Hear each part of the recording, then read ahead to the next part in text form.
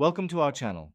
If you received a rewards card and need to activate it at an ATM, follow these simple instructions to get started. Step 1.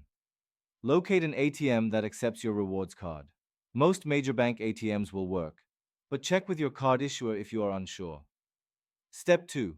Insert your rewards card into the ATM card slot with the chip or magnetic strip facing the correct direction. Step 3. Enter your personal identification number, PIN, when prompted. This PIN should have been provided to you when you received the card, or set up during the initial registration. Step 4. From the ATM menu, select the option for Activate Card or Card Activation. The exact wording may vary depending on the ATM. Step 5. Follow the on-screen prompts to confirm your card activation. You may be asked to verify your identity by entering additional information. Step 6. Once the activation is complete, the ATM will display a confirmation message. You can now use your rewards card for purchases and withdrawals. Step 7. Remove your card from the ATM and keep it in a safe place.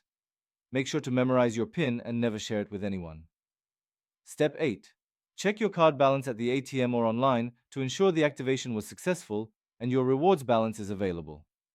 Don't forget to like this video and subscribe to our channel.